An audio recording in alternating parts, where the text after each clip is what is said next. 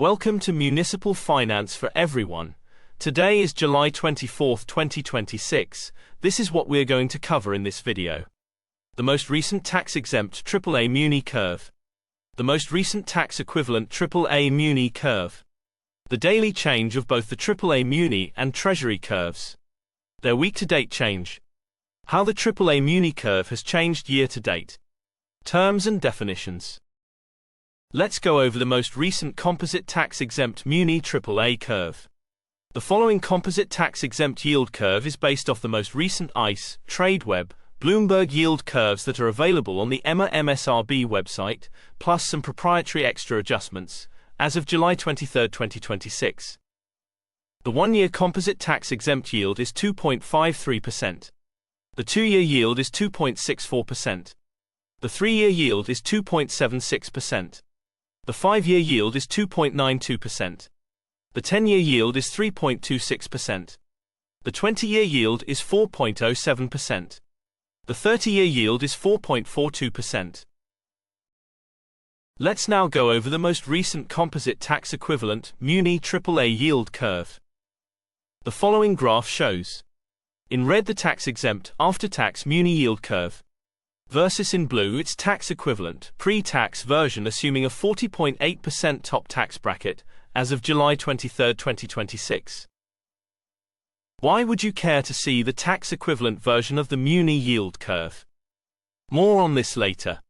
Let's first go over the pre-tax, aka tax-equivalent yield curve. The one-year tax-exempt yield is 2.53%, corresponding to a 4.27% tax-equivalent yield for investors in the top tax bracket. The two-year tax-equivalent yield is 4.46%. The 5-year tax-equivalent yield is 4.93%. The 10-year tax-equivalent yield is 5.5%. The 20-year tax-equivalent yield is 6.88%. The 30-year tax-equivalent yield is 7.47%. Let's now go over the tax-equivalent Muni AAA yield curve versus the US Treasury Curve. The reason why investors and financial professionals care about Muni's tax-equivalent yields is to simply have the ability to compare them against US Treasury yields, which are pre-tax yields. Observing the current graph, we can see that currently all the Muni tax-equivalent yields, based off a 40.8% tax rate, are above Treasury yields. When this scenario happens, it may be less convenient for investors to buy US Treasury bonds. For example, if you wanted to buy a 30-year bond, a AAA Muni bond would yield 7.5% compared to a lower yield of 5.2% from a Treasury bond. What if your tax rate, instead of being 40.8%, is for example 27.8%? You may wonder if Muni yields are higher or lower than Treasury yields if you are in a lower tax bracket. As of 2025, single filer earning between $103,000 and $197,000 would fall in this tax bracket. More on tax brackets later. Observing the current graph, we can see there are still some parts of the tax-equivalent Muni curve, displayed in red, currently trading above the Treasury curve, displayed in blue. Back to the tax-exempt version of the Muni curve. Municipal traders and portfolio managers often compare how cheap or rich municipal bonds are versus treasuries by looking at the ratio curve. For each maturity of the curve, we simply compute the ratio between tax-exempt Muni yields and Treasury yields. In general, the closer to 100% a ratio is, the cheaper Muni bonds are. More on ratios at the end of the video. The current one-year ratio is 61%. The 2 years ratio is 60%. The 5 years ratio is 65%. The 10 years ratio is 70%. The 20 years ratio is 78%. The 30 years ratio is 86%.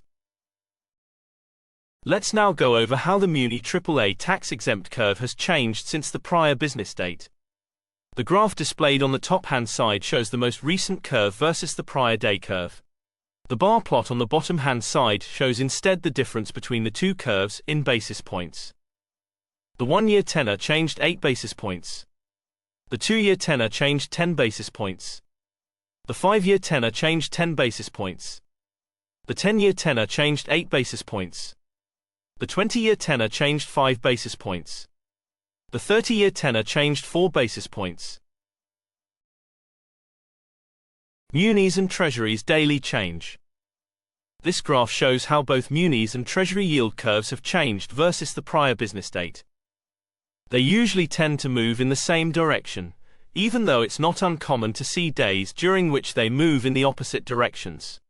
In general, daily changes between -2 and +2 basis points are quite common. Daily yield changes greater than 5 basis points indicate days with a high level of volatility. Compared to the prior day, Treasury bonds sold off across the curve. As a reminder, when people say that rates sold off, it means Treasury bond prices moved lower. This graph is similar to the previous one, but instead of showing how interest rates have moved versus the prior day, they show how much they have changed since the end of the previous week. The current bar plot shows how Munis and Treasuries have changed since last Friday. This graph shows how much interest rates they have changed since the end of the previous month. The current bar plot shows how Munis and Treasuries have changed since the end of June. Let's now go over how the Muni AAA tax-exempt curve has changed year to date. The graph displayed shows on the top-hand side the most recent AAA Muni curve versus the curve at the end of last year. The bar plot on the bottom-hand side shows instead the difference between the two curves, meaning how much each tenor of the Muni curve has changed in basis points. The 1-year tenor changed 7 basis points. The 2-year tenor changed 22 basis points. The 5-year tenor changed 53 basis points. The 10-year tenor changed 52 basis points. The 20-year tenor changed 10 basis points. The 30-year tenor changed 19 basis points. This graph is similar to the previous one, but instead of showing how interest rates have moved versus the prior day, they show how much they have changed since the end of the previous week. The current bar plot shows how Muni and Treasuries have changed year to date.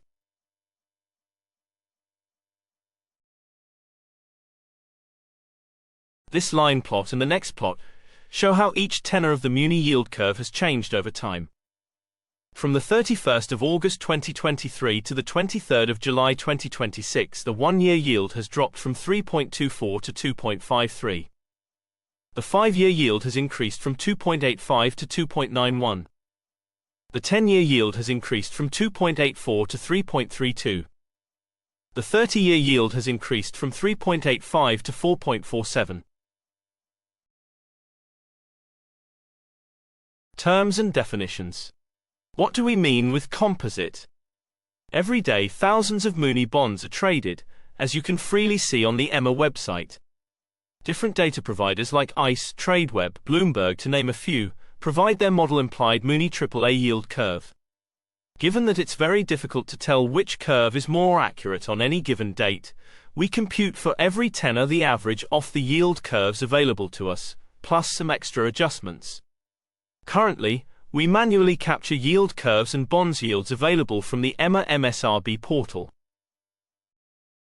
What do we mean with tax-exempt yield? Yield is one way to measure how much return you earn each year when you invest in a bond. Meaning, yield is usually an annualized measure. For example, if you invest $1,000 in a bond with a 5% yield, and it matures in 1 year, you'll get $50 in interest plus your $1,000 back 1 year from now. But most bonds are taxable, meaning you must pay your ordinary income tax on that $50.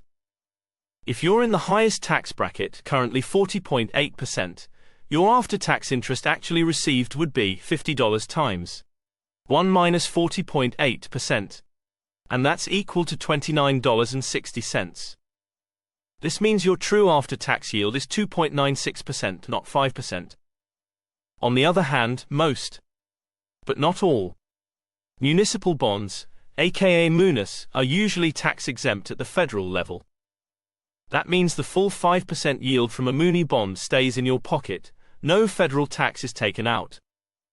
This is very important to keep in mind when comparing municipal bonds that offer a tax-exempt yield versus the yield of taxable securities, like US Treasuries and corporate bonds.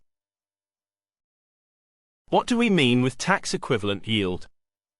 From the previous slide, we know most but not all muni bonds offer tax-exempt yields. However, in order to fairly compare a muni bond to a taxable bond like a US Treasury, we need to ask, what taxable yield X would give me the same after-tax yield as the one given by my tax-exempt muni bond?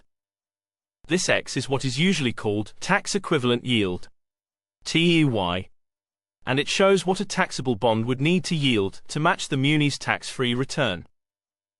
The formula to compute the tax-equivalent yield is given by muni, tax-exempt yield divided by 1 minus tax rate.